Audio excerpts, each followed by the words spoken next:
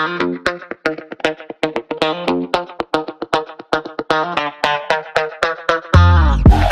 is happening, everybody? I'm Larry Roberts. And I'm Sara and Melissa, and this is Branded, your comprehensive guide to creative branding. And on this amazing episode of the podcast, we've got a guest with us that we met at the, well, go figure, Badass Business Summit. Obviously, that summit is a tremendous event. So if you're in the Dallas-Fort Worth area, you do yourself a favor and check it out this year in 25. It'll be sometime in the fall. Don't have any real information on the exact dates yet, but with all of the guests that we're bringing on from last year's, again, just do yourself a favor and be there. But with us today is Melissa Cohen. Melissa left behind a successful career in the fashion industry to follow her heart. How fun is that? That's what we all want to do, right?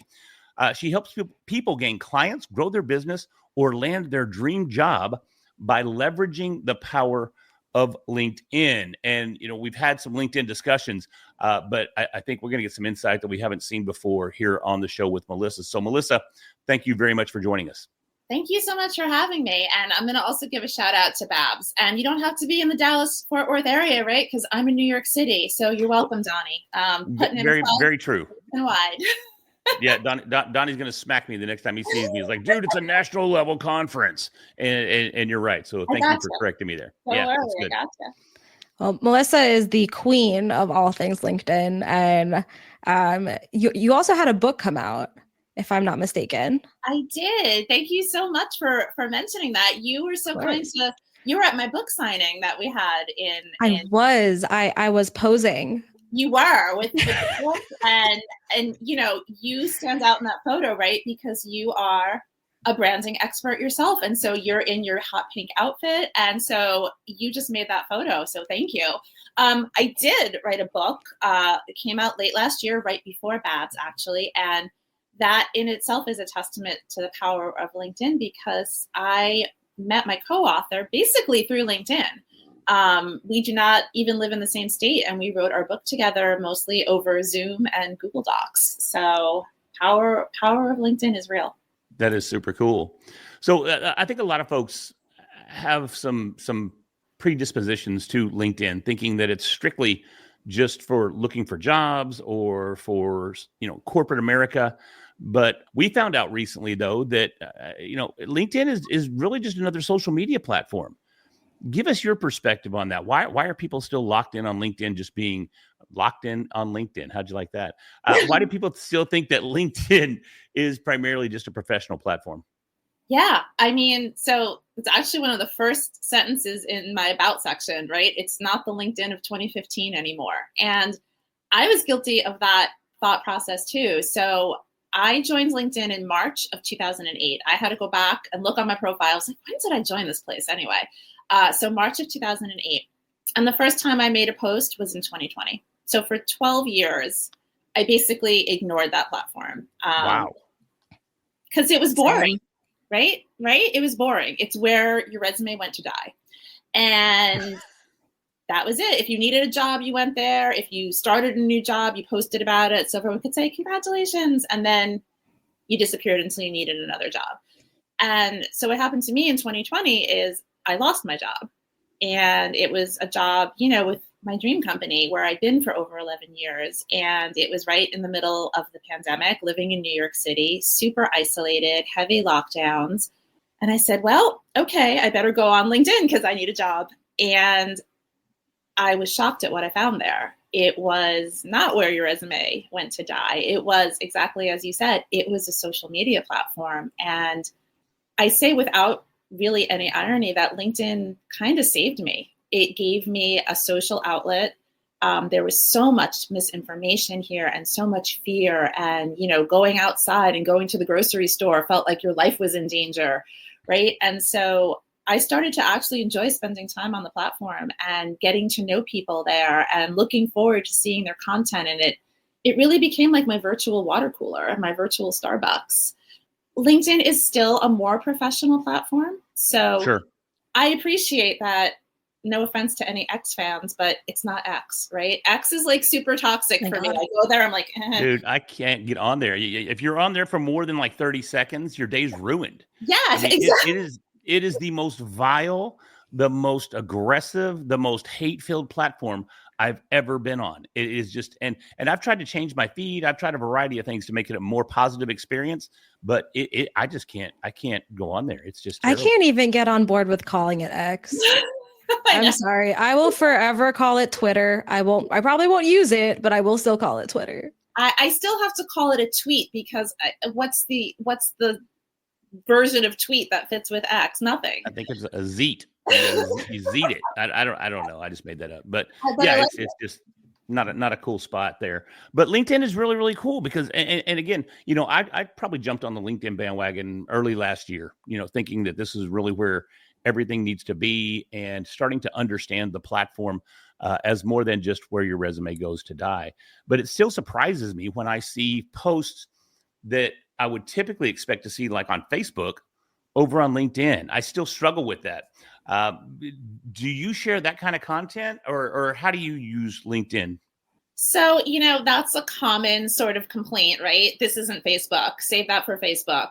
I think there's a line, right? Do I think some people tend to overshare? Yes. But if that feels right to them and that's authentic to them, you know, no judgment, right? I think the line between the personal and the professional was forever changed, forever blurred in the pandemic, right? Because a lot of us are no longer going into an office every day, right?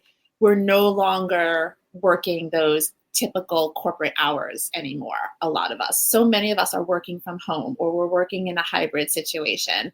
And, you know, all those years, well, I guess it wasn't years, it felt like years, all those months of Zoom calls being the only way to communicate, you know, we saw a lot of each other's personal lives that we might not have been privy to previously, right? Because you were taking Zoom calls from home. So suddenly, you know, people's homes were in the background. People's children were making appearances on Zoom calls. People's pets were making appearances on Zoom calls. All I can think of now is like all of the accidents on Zoom calls. Like I was on a Zoom call and she walked into the bathroom and I can just hear her peeing. Oh my God. Ooh. And the video was still on. Oh no. Or Oh maybe, no. maybe you accidentally stood up and you saw that you're still in your PJ bottoms and your house shoes, right? So I mean, hopefully at least you're wearing pants, right? That was like a big one, right? Some guy stood up in the middle of a meeting and didn't have pants. Yeah.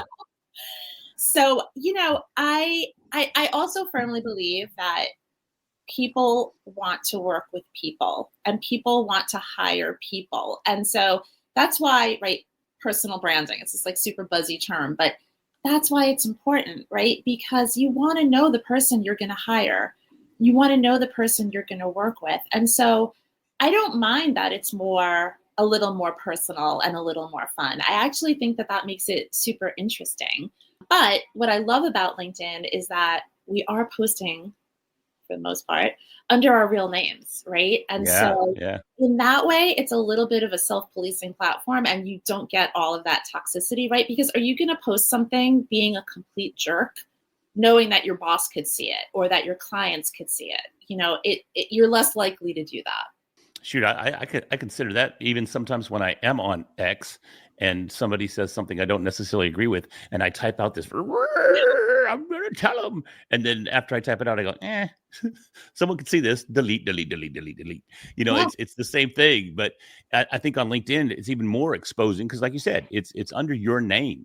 You don't have a username or a profile name or a pseudonym of any sort that you're going by. This is really you. And it's going to reflect directly on you with your colleagues and potentially your boss and friends and everything. Correct. 100%. I think with LinkedIn too, like if you go on Facebook, a lot of us, we have our Facebook page and we have our company Facebook page, and the content is completely different. But then I know for me, if I go on LinkedIn, I have a company Facebook page. I mean, I have a company LinkedIn page, but I'm still posting 99% of the content to my personal.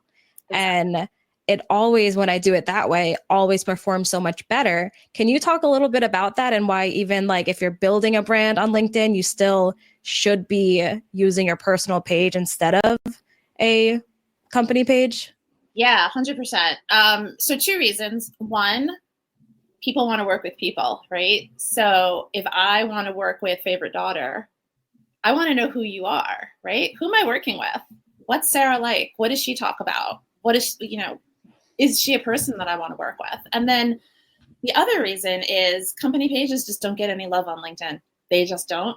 I would guess because LinkedIn wants you to pay for boosted ads, boosted posts, basically paid advertising. But if you post the same exact content from your personal page and your company page, your personal page is going to get way more engagement.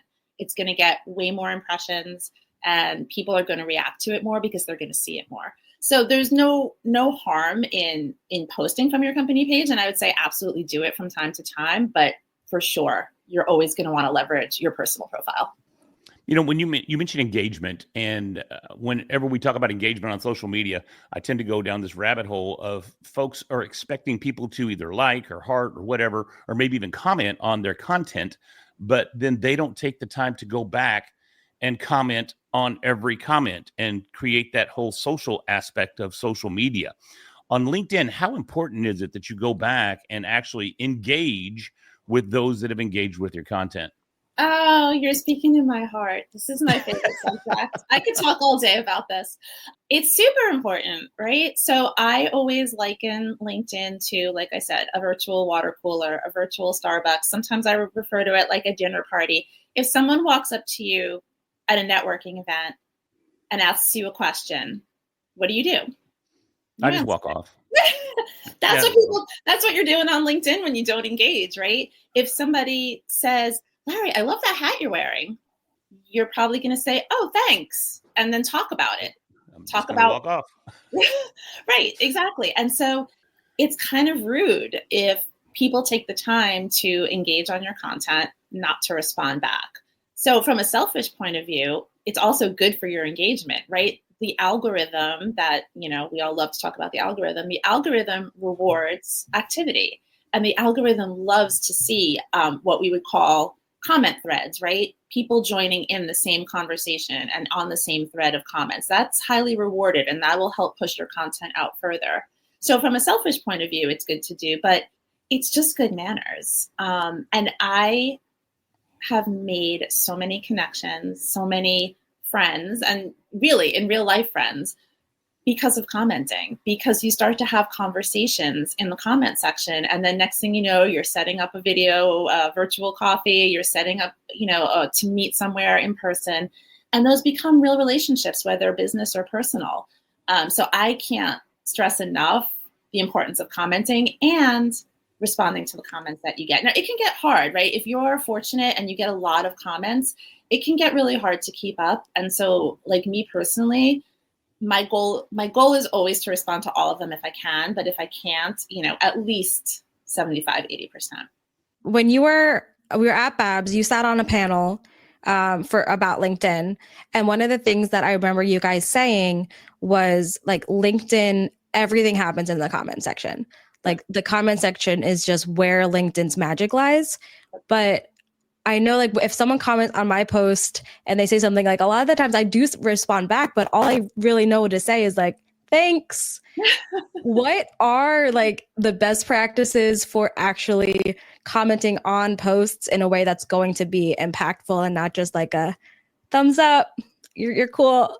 Yeah. So I think the comment itself, right, should be as interesting as possible. And to your point, a lot of people don't know what to say on the initial comment, right? And so you'll get a lot of those like, great post, thanks for sharing. And yeah, that's nice, but it doesn't start conversation, right? So can you refer to something specific that was shared in the original post that really resonated with you, or that you really agree with, or maybe that you don't agree with, but you can say it nicely, right? You can say like, oh, that really made me think, and here's how I see it, right? Like polite discourse is totally cool. Like I think the majority of people on LinkedIn are really open to having conversations about issues that matter to them.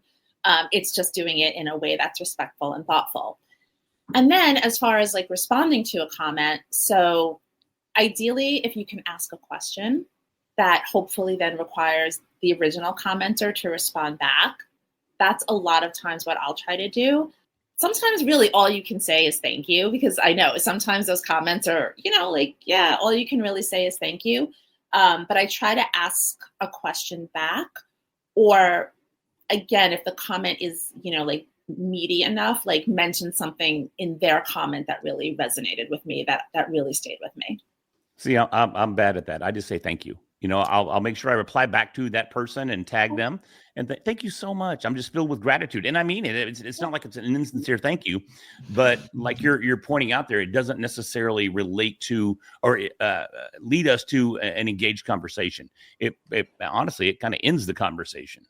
It can, and listen, not every comment is a conversation starter, right? So sometimes saying thank you is honestly pretty much all you can say, and it's nice, right? It is still polite, and it's nice that you take that time to thank the person for commenting. And I do that too, right? Because not every conversation, not every comment is a conversation starter.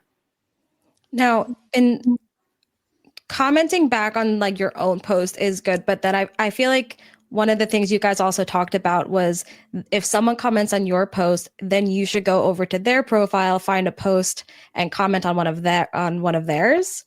Did you say that, or am I having a fever dream? I'm sure one of us probably said it. Yes, and again, so I'm all about, I'm going to say this word wrong. There are certain words I cannot pronounce. Reciprocity. Reciprocity. Thank you. Yes, I'm all about that word. But I'm also all about things shouldn't feel transactional. And if you're keeping score, it's like you've already lost the game, right? So I never want to feel like, oh my God, Joe commented on my post, I better go comment on Joe's. But if I see Joe commenting on my post a bunch of times, yeah, of course I'm going to go check out what he's doing because he's taking an interest in me and I should go take an interest in him. So I don't think it has to be always like a 1-for-1, but for sure, if you see that this, someone is consistently engaging with your content, then absolutely. I think it's just the nice thing to do to go and see what they're talking about and how can you support them. Reciprocity. Yes. Recipes. I do love a good recipe. Oh, now we're yes. So what are some other best practices if someone's just now jumping into the LinkedIn deep end of LinkedIn swimming pool? What would you say would be some of the primary things they need to focus on to really make an impact and start getting that engagement on this platform? Yeah, I mean, the biggest thing is just starting, right? There are so many people who are so scared of LinkedIn. It's really funny to me, right? Because they have no problem posting on Facebook or on Instagram, but LinkedIn just scares them. So the biggest tip I have is honestly, just start. Like, don't be afraid. It is truly the most supportive community I've ever found on social media. The majority of people on LinkedIn really want to have, if they're active, right, want to have conversations and want to engage and want to support you. The other big tip I would say is to be consistent, right? And so sometimes it's actually the opposite. People be like, okay, I'm all in on LinkedIn. And so they will post, like every day for 3 weeks, and then they get super burned out and then they disappear. So Guilty. I feel like that was everybody at Guilty. Babs for like a week and a half after Babs. Yep. When at the last day and Donnie's like, you guys need to actually do this or else you are letting me down personally. And then we're all like, okay, I can't do that. Uncle Donnie said so. And then I let him down. Crushed it for 10 days. I'm sorry, Donnie. We'll talk to him. We'll smooth it over. It's what can you do that you can sign up to being consistent, right? If that's posting once a week, that's cool. If that's posting twice a week, that's fantastic. If you post twice a week regularly, consistently, you're already in probably the top 3% of LinkedIn users, right? Because LinkedIn has over 1 billion users. And the vast majority of them do not post content consistently. So you will stand out already if you're just that consistent, but it requires being that consistent. And I know we talked about it, but for sure, truly from my heart, my biggest piece of advice is comment. That is how you meet people. That's how you grow your following. That's how you make relationships. That's how you find clients. It could be how you find your next role, right? Like, we always think, and this is specific to job search and career, but we always think that it's our network that's going to get us our next opportunity. And a lot of times it's those like quote unquote loose ties, right? It's those people, it's people that who we know that they know. And so many opportunities come from just meeting people on LinkedIn. Is there, so my DMs are always filled with what I respectfully call nonsense. Yep. But I do know a lot of people get a lot of business through LinkedIn and through almost like cold outreach on LinkedIn. Is that something that you do and really like believe in, or have you not found the secret sauce for that? So I am super, super fortunate. I don't do any cold outreach. Sorry, Donnie. I don't. I am super blessed. Like, you are the LinkedIn queen. You don't have to. Where's my tiara? I'm still waiting. Like, it got lost in the mail somewhere. Send me your mailing address. I got you. I will. My business is all either inbound or referrals. And I'm super grateful for that. With that said, LinkedIn is an amazing platform for outreach, right? And there are incredible tools for LinkedIn for outreach. I don't use Sales Navigator, but I know a lot of people who do. And Sales Navigator is pretty robust and pretty awesome. And it is definitely a way to really cull down those leads, keep track of them. There's all sorts of ways you can filter them. You can do a less intense version without it, right? Just with LinkedIn Premium or regular LinkedIn. The search fields aren't as robust. There's not as many filters. It doesn't let you do as many things. But you make a really good point, right? The DMs can be a gold mine, and they can also be absolute purgatory. I am forever battling the clutter in my DMs. I actually spoke about this yesterday. I did a webinar yesterday, and I think we talked about this at Babs, and it always gets a laugh from people. So if I can give one piece of advice of what not to do in the DMs, it's the pitch slap, right? Yes. Nobody Retweet. Nobody wants to be pitch slapped. We have actually used that term. I think did it come from you? I think it came from you, didn't it? I don't think I can take credit for it originally, but yes, I think I was the one who said it. Okay. We had never heard it before, and we have gone on to use it multiple times. We have a whole episode about pitch slap. Yeah. I love, because it's the most awesome term, right? And somebody was just posting on LinkedIn about it today, right? Talking about it from the webinar that I did, and they were like, it's when you connect with someone and they pitch you so hard that, your head spins. And I was like, yep, that's exactly what it is. So nobody wants to be pitch slapped, right? Nobody wants to, I sent a connection request to Sarah. Hi, Sarah, it would be a pleasure to connect. And she accepts. And then the next thing I do is I'm telling her about my services and how she can work with me. She didn't ask me for that. Right. She doesn't even know who I am yet, right? And nobody wants to feel like your relationship is just transactional. And so you really have to build that rapport over time. I think it was Liam Darmody at Babs who said whenever he gets a pitch slap in his DMs, his response is, does this work for you? And basically reverses it to be like, I can help you do this better. That sounds like a Liam question. I think it was. Does this work for you? 100%. Serious. So I've been tempted to say that when I get the, hi dear, you're pretty, like the creepy messages. I don't ever get those. What am I doing wrong? What's wrong? I can send you one. I was about to say, I'll send it. I got you. Thank you. I'll automate it. I'll go every week. Let me ask you this, and I asked this question at Babs, but some folks listening to the podcast obviously weren't at Babs. So I get those emails all the time that say, you've been selected as a professional in this industry to answer these questions. Is it valuable to answer those, or is that basically a waste of time? The collaborative articles? Yes. So they used to be a very sought after piece of information on LinkedIn, right? Because you used to be able to earn a badge. So you used to be able to earn these top community voice badges. And so you would get them for a specific category, right? Like I had a couple of them at one point. I had top personal branding voice, top thought leadership voice. They looked nice on your profile. But what happened is people started to realize how to game the system because it became quantity over quality. So instead of really focusing on providing good information and sharing your knowledge, it became, okay, how many of these can I do and bang out in an hour so that I earn one of these badges? And so LinkedIn disbanded the whole badge program, right? So now the only badges that still exist are the blue top voice badges, which are from LinkedIn editors. So those goldish kind of color badges don't exist anymore. I do still say that the collaborative articles have some value. It is just another avenue for getting your thought leadership out there. It is another avenue for sharing what you know.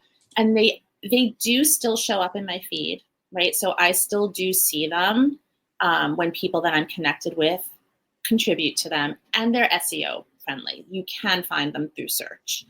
So I would say if it's a topic that resonates with you and you have something you want to say, there's absolutely no harm in sharing it. And they're very limited in character length. I don't remember what it is anymore, but you don't have to write a dissertation, right? It's a pretty quick way to share something, but I don't focus on them the way I used to. When they first came out, I thought they were awesome. What about, because you have the ability to write an article just by yourself. What's the difference with like making a LinkedIn post and then writing a LinkedIn article, and which one is going to have like more of an impact on getting eyes on your content and all of that? Articles don't get as much traction on LinkedIn. Why? I couldn't tell you. It's one of those mysteries. Posts, short form posts will always, quote unquote, perform better. Articles are when you need to write something longer, right? Because there is a character limit on your posts. And so if you have something very lengthy that you want to share, you would write it in an article. What I would actually recommend, if you feel that you have a lot of information that's lengthy that you want to share on a regular basis, is start a newsletter. And a newsletter is just basically an article. So if you ever decide, I want to start a newsletter, it starts out as an article. And LinkedIn makes it very easy to do a newsletter on platform. It's very user-friendly. It's very plug and play. I'm not the most tech savvy person in the world, and it was super easy for me.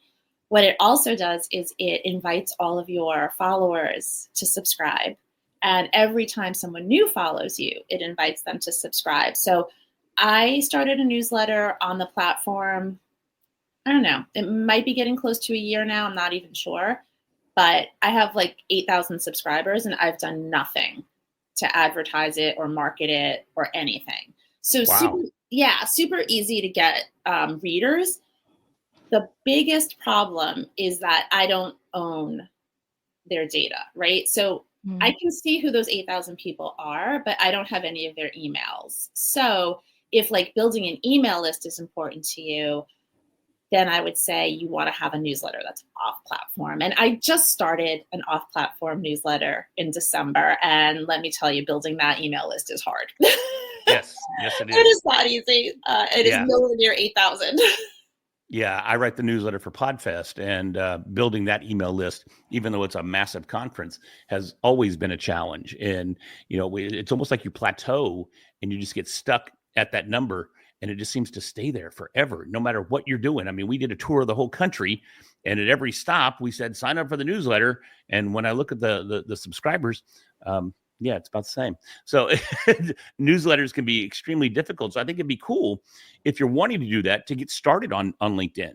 Yeah. Granted, you don't have their contact information, but it allows you to get in there and start writing and start sharing and start establishing yourself as a thought leader. And then when you do launch an off-platform newsletter, there may be an opportunity for you to leverage some of the followers you have on LinkedIn to immediately sign up on your brand new newsletter. 100%. Yeah, I do a lot of work with lead magnets. And just thinking like if you have all the subscribers on your LinkedIn one, having the call to action of every article be a lead magnet that then gets them to sign up for the actual newsletter is probably going to build that a little faster. Unless you're already doing that, then ignore me. No, we probably should talk. We'll talk offline. We should talk. I've got a lead magnet about lead magnets. Great. I love it. Favoriteleadmagnets.com. I have a newsletter on LinkedIn all about building lead magnets. So no, I don't really have that. I'm just kidding. But But you could. You very well could. And I'm not sure why Sara doesn't, honestly, because she does such a tremendous job with her lead magnets. So Thanks for the idea. Yeah, there you go. So, well, Melissa, before we wrap this thing up, what's one little piece of advice you would say other than just get started? What is that other little piece of advice that you want to leave people with? Don't underestimate the power of LinkedIn.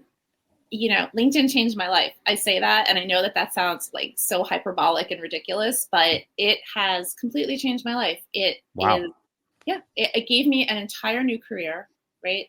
If you ever would have told me that this is what I was going to do for a living, like 10 years ago, I would have said, I'm sorry, did you hit your head on something? Like, what are you talking about? So completely new career has introduced me to some of the most incredible people. I mean, people that I admire, and also people that truly I just love. They are some of my dearest, closest friends. Wrote a book, speak on panels. All of these opportunities are because I decided to show up on LinkedIn, and it was not easy for me. And I think that's something I do want to share before we wrap up.